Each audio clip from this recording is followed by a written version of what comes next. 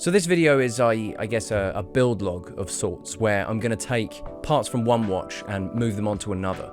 And although you could say that based on the amount of work that I'm about to put into this, it could be a full build, it's technically a mod of a watch. I'm going to apologize in advance for any number of camera shots where I obstruct the view with my hands or the autofocus just refuses to work.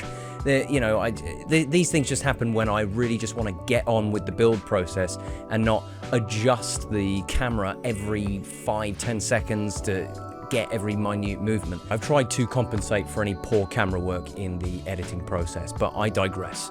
Full disclosure, by the way, all the parts that I'm going to use in this build, this mod, I bought all of them myself. Nothing was sent in or anything like that, but I will put some affiliate links to some Mods parts in the video description. Anyway, this video, this build video or mod video, is my attempt to build the perfect SKX. So let's get the watches on the table and I'll tell you what I'm going to do. So here's my SKX007 that I built in December of 2021. This, a completely aftermarket build. There's no OEM parts in this. And at the time I was quite happy with it, and I've been wearing this for a couple of months now, and I'm not a fan of how green it looks. In some lights it looks green and yellow in others, and personally I'm not somebody that goes for like faux patina or things like that, so I'm just not a fan of the green. And although the actual quality of this chapter ring is really nice, I'm just not a fan of the design, the oval shapes and the dots. I much prefer the rectangular indexes on the stock SKX007 chapter rings. So I'm going to take the signed crown, the Jubilee bracelet and the NH36 out of this, and I'm going to put them in this. This is an SKX171. So we're going to be taking this bezel off. We're going to be putting the Jubilee bracelet on it, putting the NH36 in there with the signed S crown. And then I've also got a double dome sapphire crystal and a coin edge bezel from Crystal Times. And then of course to top this all off, since we are removing this bezel, we're going to need a new bezel insert. Now, rather than taking the one from this fully loomed standard SKX style one, I'm going to be using this absolutely beautiful ceramic insert from Mods. This is their style ceramic insert for SKX007s. And what I like about this, although the whole thing is not loomed, it's that font. It's that font that looks, it's the same sort of font that you would see on an SPB 185, you know, the MM200 or the MM300. It just, I don't know, there's just something about it to me. It's just got this sort of Prospex premium look to it, and I want that bezel insert to just be a step above the standard sort of plain looking SKX007 insert. And frankly, although I built this one as a sort of fun loomed build with the loomed chapter ring and the supposedly the loomed calendar plates, although you couldn't tell based on how badly they were loomed, and the loomed bezel insert, I'm not that bothered about loom. Like, it's cool to do and it was certainly fun to do as an idea in a video, but with this one I'm quite happy for the dial and hands to be the only things that are really the star of the show with the loom. But of course this one does have a loom pip on it, so that'll shine, hopefully a same sort of colour to the dial and hands. That's close enough. But anyway, that's what's going to happen. New bracelet, new crystal, new bezel and bezel insert, new crown, and a new NH36. So, well, I say new, you know, already obviously used it in this already, but we're going to put that in here. And I'm going to be keeping this OEM case back. I think when this is all done, it's going to look absolutely fantastic. And as far as I'm concerned, it will be the perfect SKX.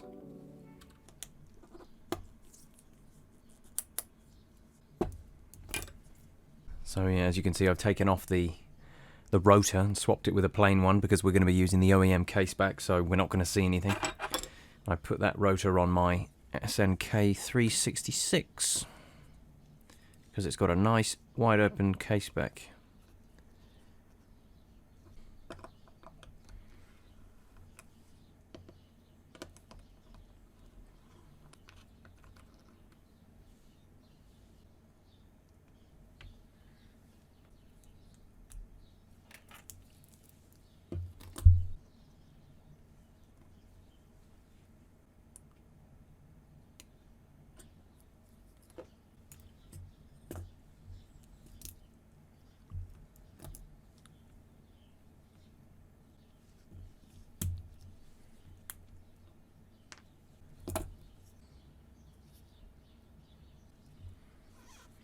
So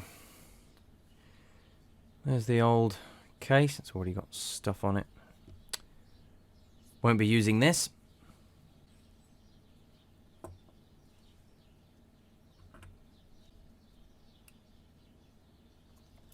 Yeah, ticks over just before 12, this one. Now we'll just wait for the second hand to line up. There we are. We've got some plastic that I'll just put over the dial, and then we can lift them off without damaging them. So they're inside this little bag, nice and protected. And you never know what you might end up using them for.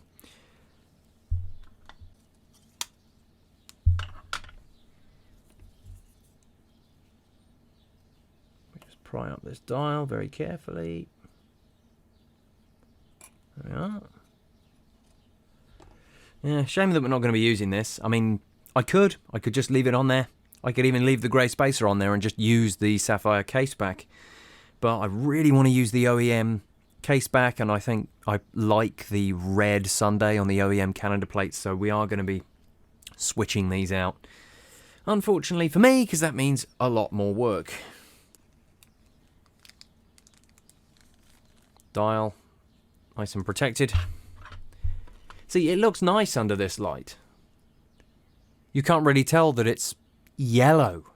Even the Heimdaller one was green, but I noticed that this is a bit more on the yellow side, which again, I'm not a fan of faux patina, or any kind of patina, to be honest. Maybe if the entire watch had a sort of weathered look, it would look uniform, but everything looking clean with just yellow indices and hands, not for me. Absolutely not for me.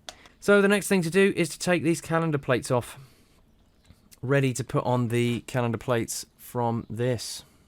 And I reckon this one's been opened up before, because there's scratches on the minute hand, and there's a bit of sort of smudging on the 12, the 2, the 4, the 10 and the 11.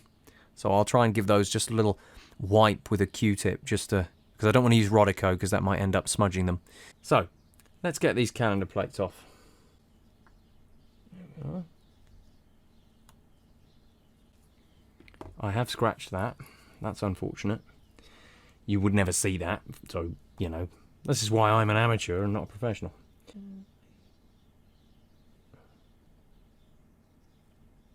There we are, that's come off. Take this little C-clip here, put that to one side. There we are.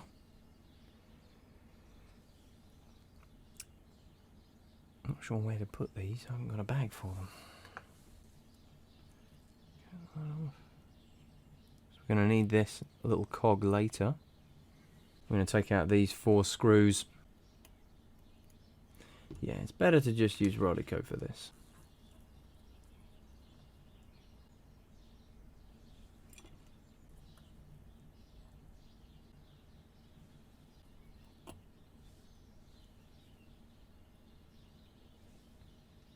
Yeah. Then we can take this off. Place that down.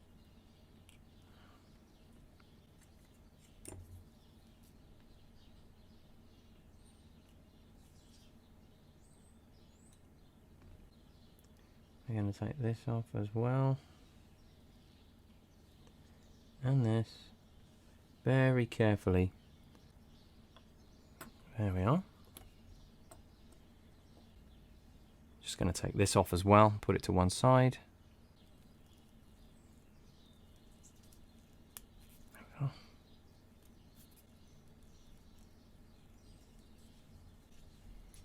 Oh, I love how stubborn that is. There we are. Grey spacer for the NH36. Now we can put this to one side and we can take this apart.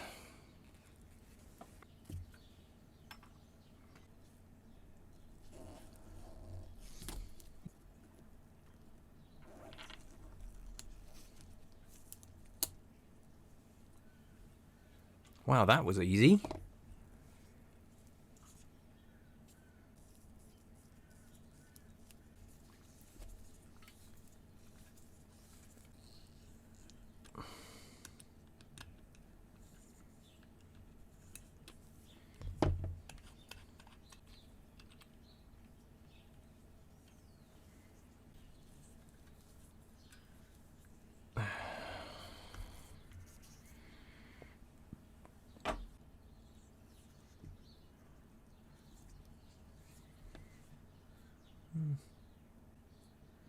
Yeah, that's just going to plop right out.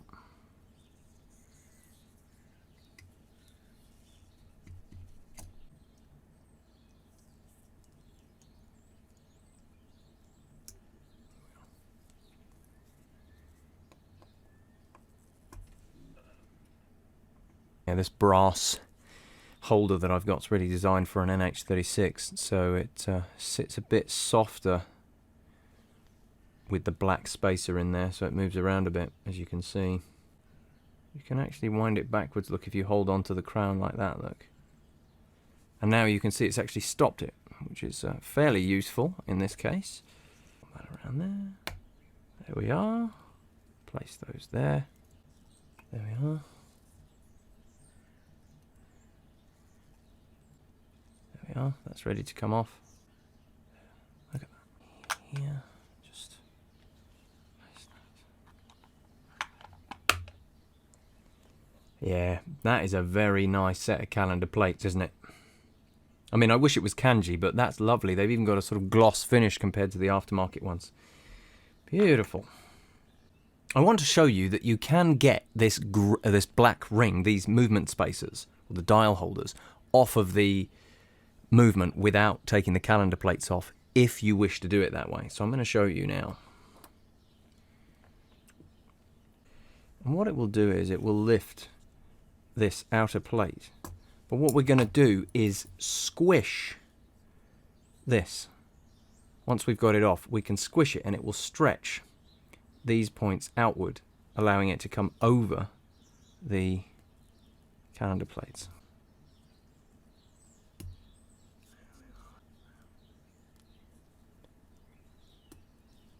There. So now that's coming up. We just give it a squish very carefully,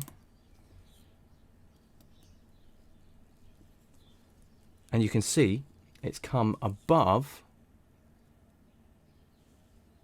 the calendar plates on one side. Just gently run it along the inside there and then pop it out.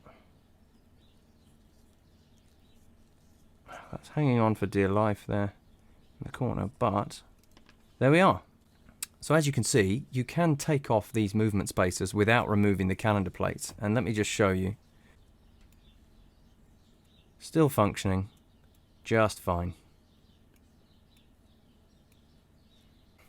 Now, you can get these rings back on without taking these off, but it's quite risky, and you run the risk of the plastic pieces here pressing into the sides as you sort of get them to slip underneath, and it's not worth it damaging the discs.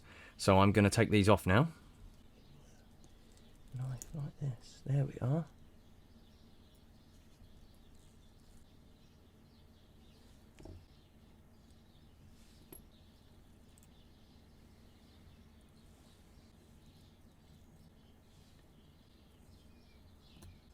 Only 3 screws on this one. Interesting.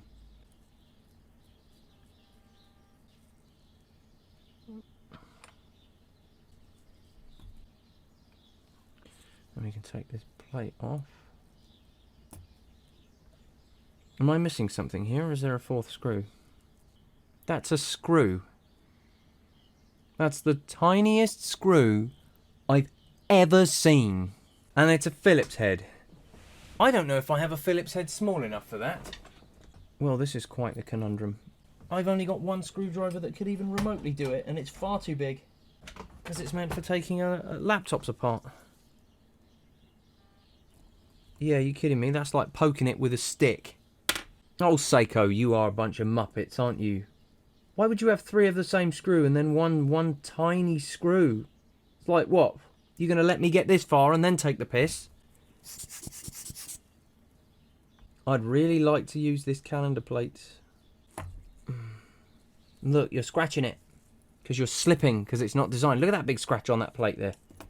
Why would you do this? So basically I'm going to have to use the other plate, which means I didn't have to actually take off any of those. It's a shame because they're a pair, they match. Look at how tiny that is. The only way I'm going to get this off is if I break it.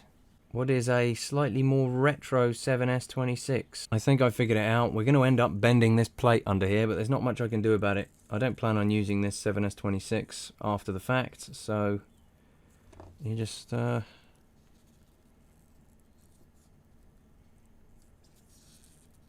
if you bend the plastic? There's no coming back from that. All of this for a piece of plastic. Screw it. Come on. Come on. I've had enough of this now. I'm getting to the point where I'm just going to break it on purpose. Out of spite. Oh, there we go. Yes, we've done it. Did we break any of the teeth? Nope, not a single one. There we are. Got it off. Did we absolutely mince this? Yeah. It's probably salvageable. Now, just in case you were wondering, I did get it back together and make it function just fine. The plate and the screw just sort of came out when I went to have a look at it, and so I put it all back together and was able to just use the corner of a flathead screwdriver and rotate the whole movement in order to screw it back in enough to make it functional. And although I don't plan on using this for anything, it's working. So for those of you thinking, no, you've broken it, because believe me, I would be in the same situation if I was the one watching. I was, in fact, careful enough with it in spite of my frustrations so that it was, in fact, repairable. So there it is. The 7S26 is okay, rest assured. Now I think I should probably show you what happened with these calendar plates.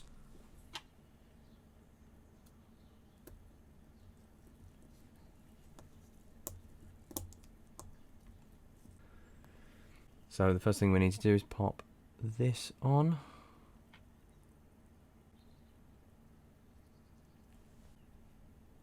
There we are, that's in.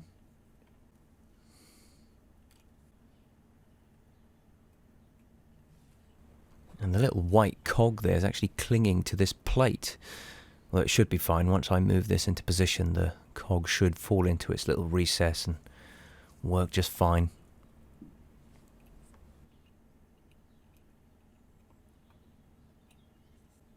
Of course, it won't move until we put this top plate on, so let's put that on.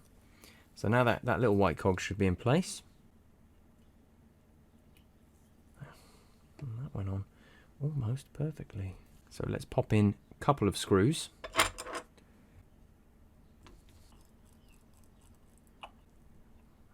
Place there. There we are. Let's see if that's working now. Yes, look at that. There.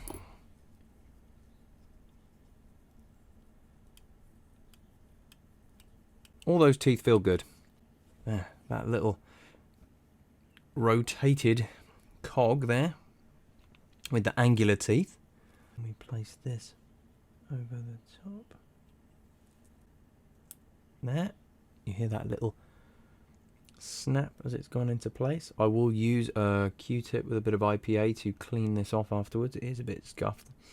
But if we go like this, that works. Oh yeah. Look at that, it gets stuck. Look at that. You don't want to force it.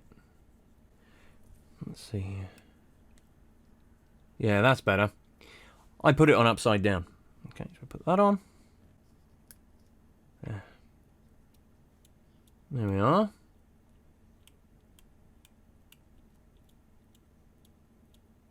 Nice.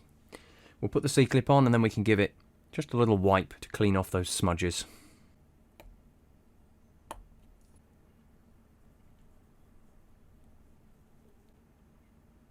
If I had a ultrasonic cleaner, I'd love to use that, but I don't, so. Now I'm going to use a clean Q-tip with nothing on it. Get rid of any watermarks, any smudges.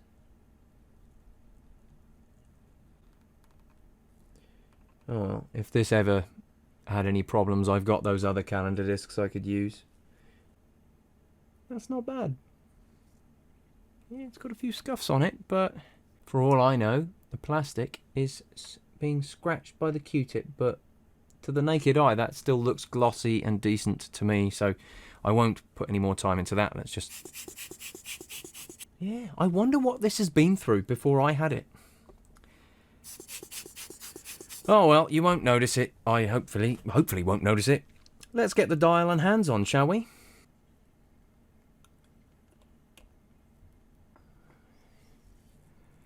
There we are.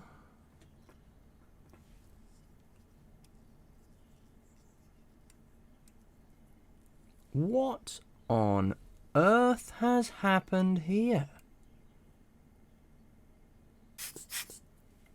Why is that so misaligned?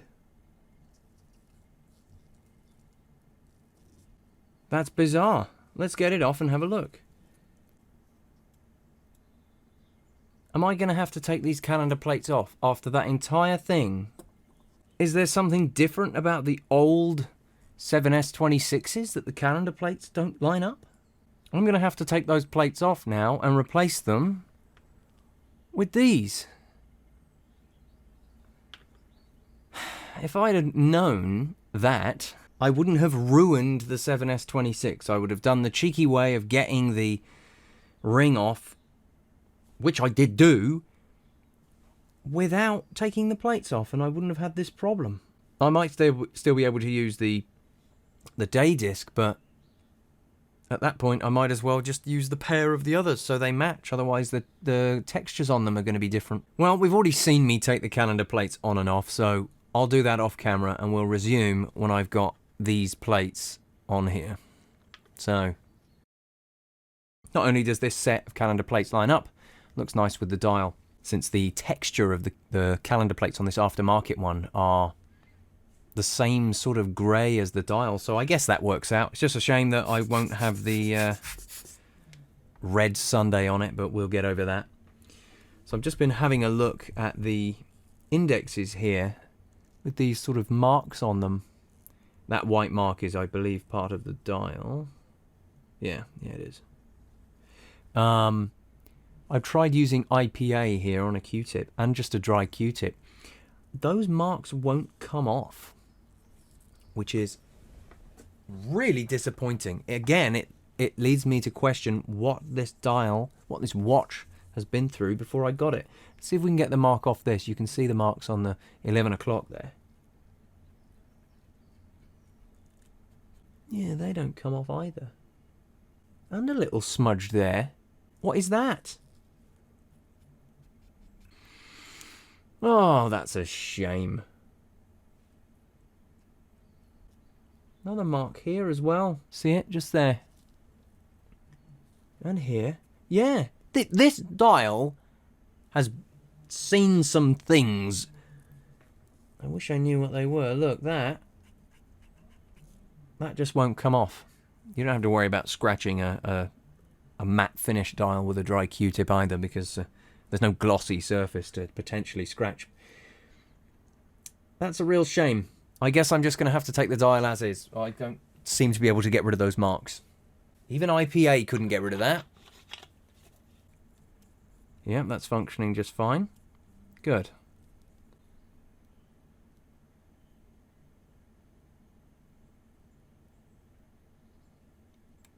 There, ticked over.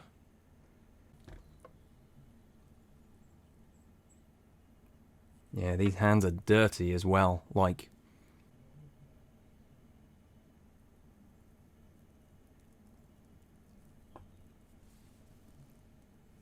Can stand to go on a bit further.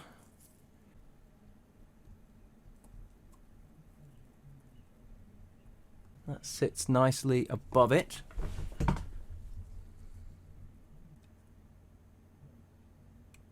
There, perfect.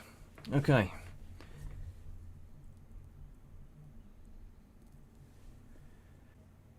There.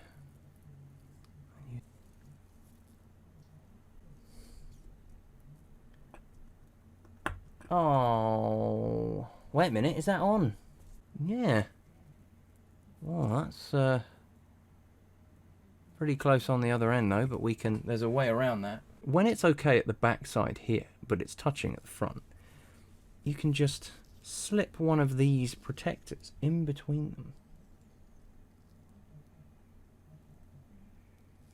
to just lift ever so slightly. And when you pull that out, the spacing is absolutely perfect, as you can now see. There's no conflict at all. Well, that's pretty good as well. I always love it when it aligns at the 6. We're going to see when it ticks over. Knowing me, it's probably not going to be right at 12 o'clock. Yeah, 5 minutes before.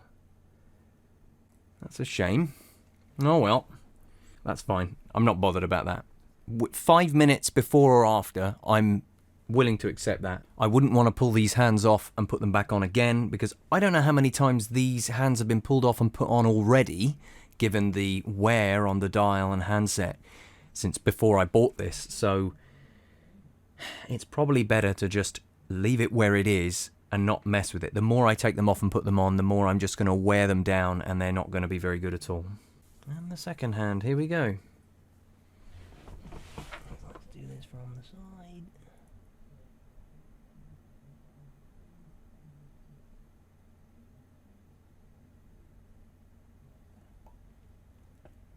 Press that on. That's pressed on very lightly.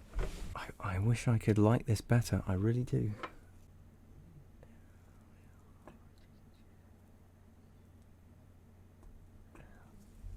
Now, when you apply pressure like that, the hands, they sort of, the second hand specifically, will bend downwards like that. There is a very simple way to fix that. And then just bend it back.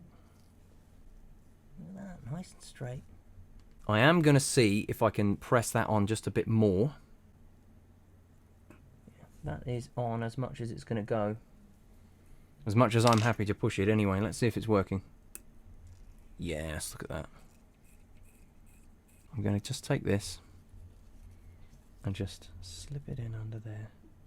Just go like that. Just to gently bend it upwards. Let's look at the spacing. There. Yeah, look at that. I wish it would focus on the spacing there, but little gap between the hour and the minute, and a slightly larger gap between the second hand, but all in all, not the worst I've ever done.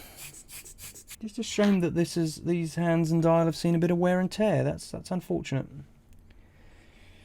Oh well, let's see what it looks like in the case.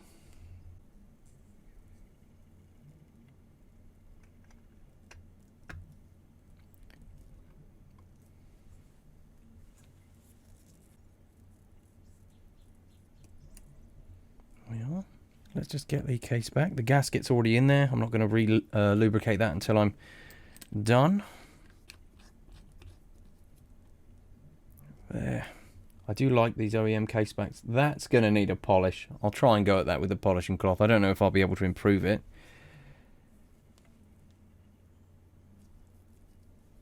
Gosh, I'm going to rotate the bezel here to get it out of the way of the crown, because it protrudes here. Okay.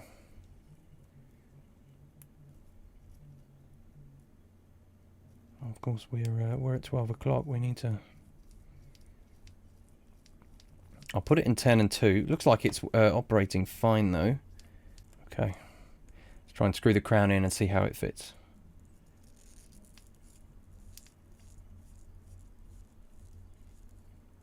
Oh, that's nice. Almost perfectly aligned as well. Obviously, I'm not going to bother dismantling the crown and stem to realign that. That's fine. And the alignment's slightly different to the other case that I had it on, but crown and stem fit nicely. That is now a hacking and hand winding NH36 in there with the hands and dial. And tomorrow, which will be in just a few seconds for you, we'll get the new crystal in there and the new bezel.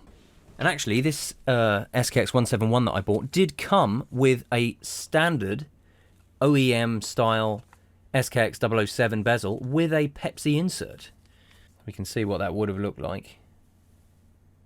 Yeah, already that just looks so much better. I'm just not a fan of this bezel. It doesn't look terrible, it's just not the style that I prefer. I like these. Although I'm not a huge fan of the SKX bezel with these sort of big square notches on the side. That's why I went for the coin edge, but this is nice. I may or may not use this on something else. I'm even tempted to just put the bracelet on it now and wear it for the evening. In fact, I think I'm going to do that. Then that way, in the next shot, when we're changing the crystal, I can tell you whether or not these crown guards need sorting. Hopefully they don't, although, you know, if this other case that I've got here was any example of discomfort, I had to round these down on a machine, and this, I don't want to modify the OEM case, I really don't, but we shall see. So, I've been wearing this since yesterday, just trying to get a feel for how it is on wrist, whether or not I need to file down these crown guards while we're working on the watch, and I definitely do. These dig into the wrist, you can already see. It baffles me that they've designed the case where the crown guards protrudes in such an angle down into the wrist.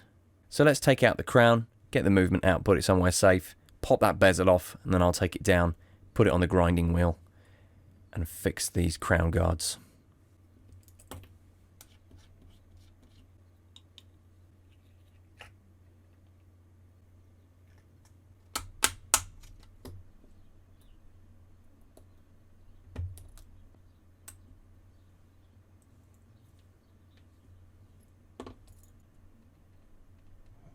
Definitely. Yeah, you go in from the side with this one. So I just pressed into the side there.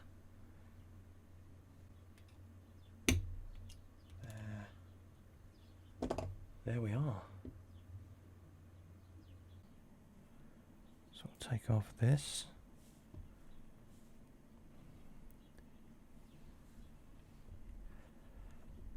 Let's get this ground down.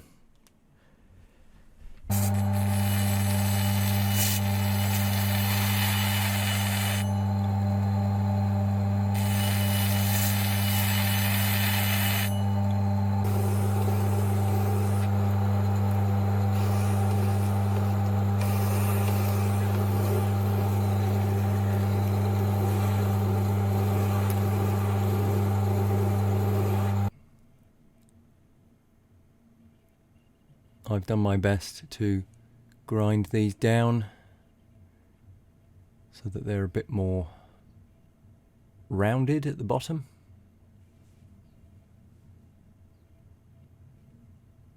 It's not perfect. It's quite difficult to do it with that grinding wheel. I think if I used hand files I could probably do a better job, but I don't have any hand files that are suitable for this. So the grinding wheel will have to do. It's created a fairly glossy finish underneath, which looks nice. It's not like a complete, it's not as polished as this, for instance, but it's close enough. So let's give it a bit of a clean.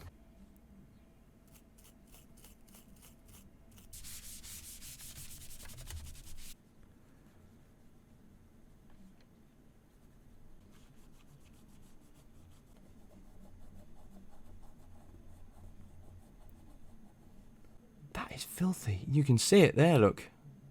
Look at all that. Let's get a fresh one.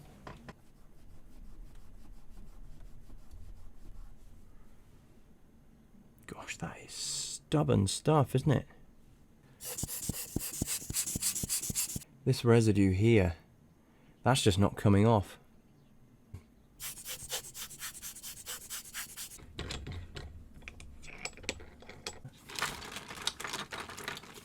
I love that I can't do this with the finger cots on because they just slip.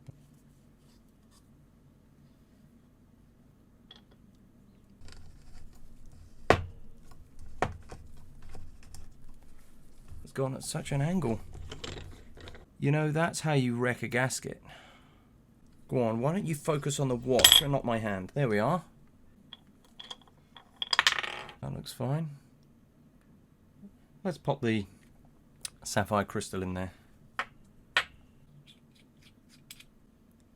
Just there next to my thumb, between those two indices, there's two little dots, and they won't come off. What a shame. Just use the biggest plate. Oh, make sure that it's flat. Okay.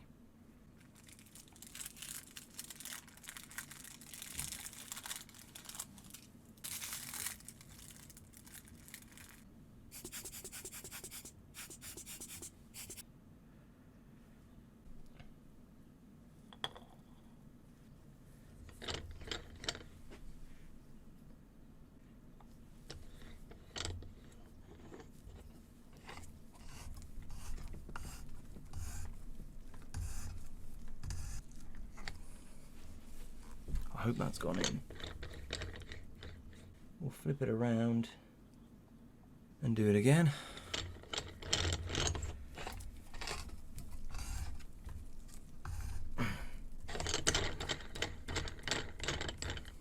There. Look at that.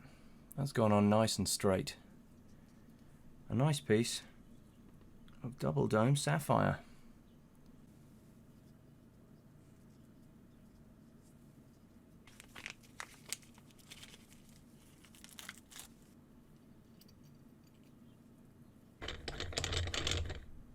I think we're going to need a different bit.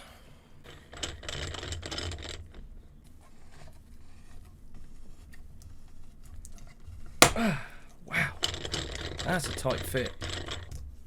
Please turn, I beg of you. Ooh. Oh, that's a nice firm bezel action, that. It's actually quite hard to hold it with these finger cots.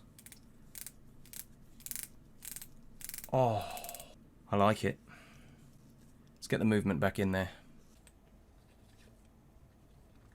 I have not touched the inside of this crystal, so hopefully there's no bits on it or in underneath it.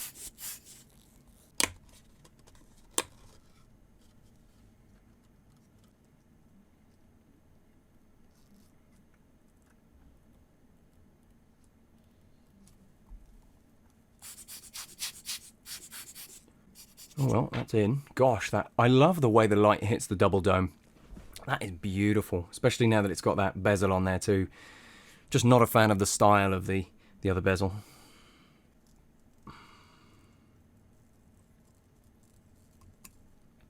There we are.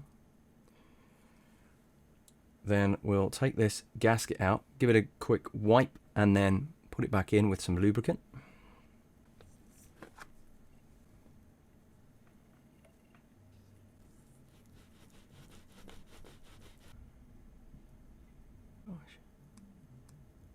Is that stretched?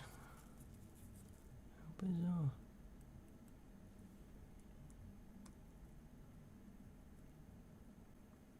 How the heck are you supposed to get that in there when it stretches like that? Look at how much extra that's got.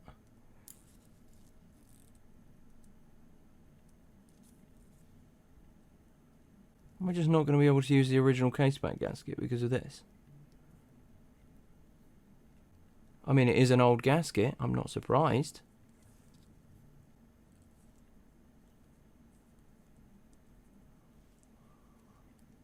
Oh, you've actually got it in. Whoa, that was a bit tricky. I'll leave that in, you know. It's an educational thing, I suppose. Now I've got silicone grease all over my finger cots. Let's get some IPA on them. Just put a bit of IPA on the finger cots and then just sort of, you know, rub them together to give them a quick clean. That rotor needs just a bit of a wipe.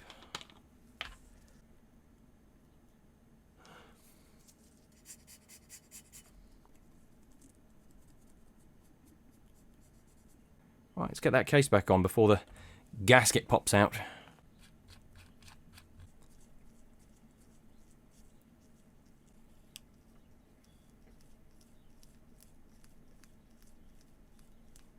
Yeah, looks like there's no problems.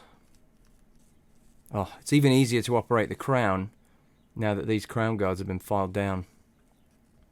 Right, gosh, that's looking incredible already. Let's get the insert on.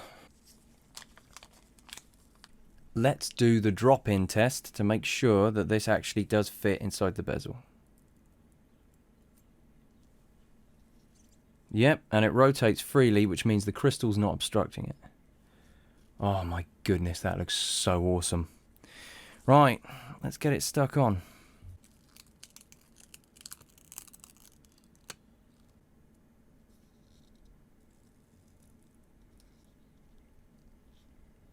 I think we've just about... Gosh, that's not centered at all, is it? Is it because it's stretched? You can sort of massage it because this is made out of... Yeah, that's fine.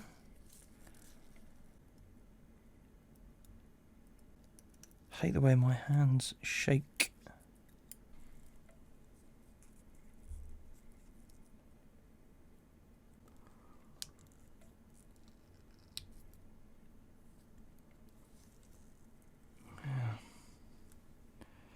There we are.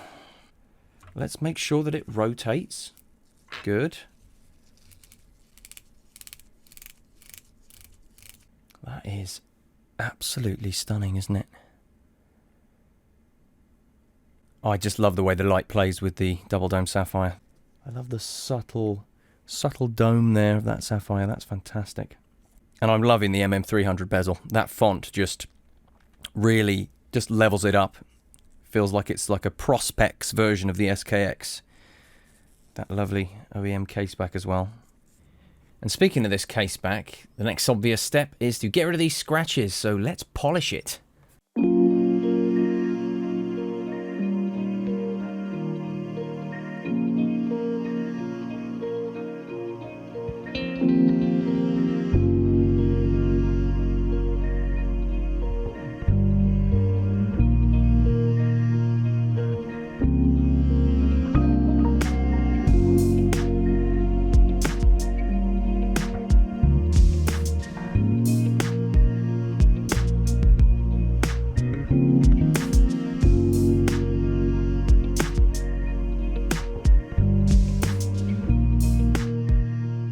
Goodness me.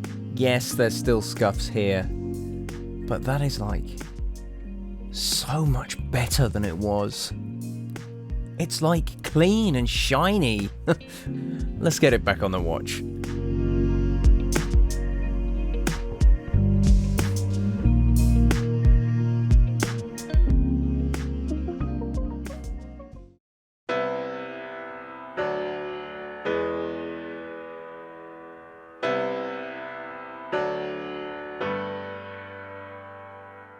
After a couple of days of wearing this, it was clear to me that filing down the crown guards was the right thing to do. It is just so much more comfortable on the wrist now, and even more so since I polished that case back, which just, I mean, seriously, that made such a difference. I also did some experiments with the bezel on here because even though I did like the firm action initially, it was very firm, and when I gripped it with my fingers without the finger cots on, it was actually uncomfortable to rotate the bezel because of the texture of the coin edge, because of how stiff it was. So I thought, let's do some experiments. So I popped the bezel off. I tried the slimmer gasket that comes with these bezels, because whenever you buy a bezel from Namoki Mods or Crystal Times, they usually include a slimmer gasket. The slimmer gasket didn't work. It just sort of ratcheted around, and it was not good. It was kind of rough. So went back to the thicker gasket, lubricated it, threw it back on there, and although it is still the firmest bezel that I've got, it's even firmer than the what is it called, the SNZH55. It's definitely smoother than it was, so I think it's time for the bezel ASMR thing. I'm going to do it once here, and just for your viewing pleasure, I'll do it again out in the daylight where you can hear the robin singing in the background.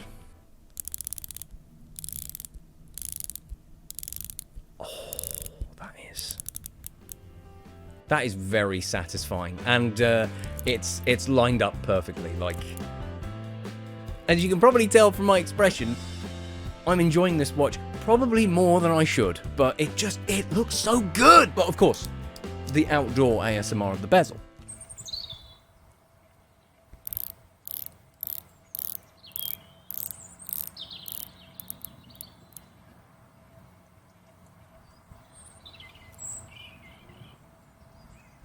It's perfect. Perfect. What are you going to do? It's perfect. We got it perfect. Anyway, again, that case back, just polishing it made all the difference. It just looks brand new almost, apart from some of those deeper scuffs. I'd probably have to polish it for probably double the amount of time that I did. I polished it for about 10, maybe 15 minutes. But well, you know, polishing, cleaning, having a look, the whole process took about 15 minutes. I'd say I was rubbing it on the polishing cloth for about 6 or 7 minutes, you know, just back and forth. Maybe not even that much, maybe like 5 minutes. It's kind of hard to tell when you're just doing a repetitive action, but it wasn't super long. Super long! It wasn't a super long time, but it was, you know. By the way, I did contact the original owner of the watch, and they said they didn't do anything to it. They didn't mod it. They probably modded the bezel, since it came with the Pepsi 009 bezel, but other than that, they probably didn't get inside it, as far as they said to me. And they contacted the person they bought it from, a German collector, who said they hadn't done anything to it either. So unless there was an owner before that, or the German collector had it serviced, I don't know. There must be a reason that there are scuffs on the dial and the hands, because this was before I got into it. Because I know I'm a bit amateur with the way I handle things, although I try to be careful. It was definitely not me this time. But, you know, even still, when you look at it in the light of day, you don't notice any of those imperfections at all. It's just very clean and very smart looking. So why do I like this so much? Let me tell you. I mean, you probably, if you do like it, you're probably thinking, you don't need to tell me. Look at it, it's gorgeous. But let me tell you why I like it. The chamfer on the coin edge bezel, that slope that leads to the coin edge texture. It's not just coin edge right to the top. It looks really nice. It has this nice taper up to the edge, which I enjoy. I do love the way that the double dome sapphire and the ceramic just play with the light. It's absolutely gorgeous, and that ties into the indices as well, the way they play with the light. It's just really nice when you tilt the watch at certain angles, especially out in the light of day. It can look fantastic. As you've probably already been able to tell based on how many times I've used it in each iteration of this build, like the first one I did near the beginning of last year, then the one I did in December, and now this. I quite like the 009 Jubilee look. I don't know, there's just something about a Jubilee on an SKX that looks really nice. Because I've had the 3-link, sort of more plain, I guess, oyster style bracelet on there, but yeah, there's just something about the Jubilee on an SKX that I personally really like. I also like the signed crown as well. You can't go wrong with a signed crown. It just levels it up, you know, it makes it seem like a sort of more expensive watch than it is. Like I said before, that firm bezel action is just really nice. Some of the other cases that I've got, the bezels turn just a bit too easily for my taste, and this just having that really nice firm bezel action is really satisfying. And by the way, when I popped the bezel off to experiment with the gaskets and such, I replaced the click ring underneath with a new one, and you probably heard it when I did the the sound test of the bezel. It sounds snappy and new.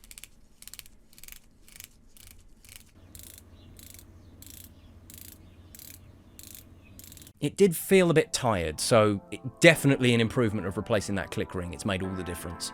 I can't stop looking at this bezel insert either. That MM300 font, the one that you would find on the MM200, the MM300, that sort of Prospex premium font, it makes it look expensive, and I find myself just staring at the bezel sometimes because of how smart it looks. I mean, the general style of this thing overall, the uniformity of it, the raised indices, like I say, the way that the double dome and the ceramic play with the light,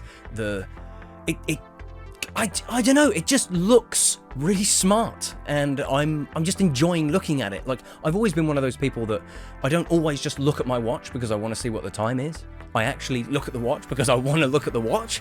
I find myself looking at this one a lot more because it just looks so smart. I know in my other videos I've always said, I'm really going to enjoy this watch unless I decide to change it, and then I inevitably change it. I think I've actually got this one to a point now, because technically I've built an SKX 3 times. I did it with the blue sunburst dial, and then I did the one a couple of months ago in December. But this one is now finally at a point where I just have no need to change it. I mean, sure, I could upgrade it. I could put more expensive, properly loomed calendar plates on it, and I could probably get a new chapter ring that looks the same as this, the same style as the OEM, but is fully loomed. I could do all those things, but although I did it as a fun thing in the other video, loom is not that important to me. I'm quite happy to just have the loom of the dial and the hands. It means I can read the time in the dark, which is, you know, what it's for. I'm happy with it. It doesn't really need to be done. And heck, if I wanted to, I wouldn't even have to polish the case. I could just put all the parts into the other case that I used. I don't even need the drilled lug holes, to be honest. Getting the bracelets on and off this thing was surprisingly easy. And because it is an OEM case, I'd just rather keep it. I mean, maybe in the future I'll just get the polishing cloth and have a go at it just to tidy it up, but this is going to get some wear and tear on it anyway, because like I said, I'm going to wear this a lot because I can't get enough of this. And you know you're onto a winner when you cannot stop looking at your watch, and I have not been able to stop looking at this. Like, I'll check the time every several seconds because it means I get to look at it and be like, oh, it looks so good. But I digress. This time I can say for sure I'm really genuinely happy with this one, and I'm going to enjoy wearing it for a long time to come. Thanks for watching.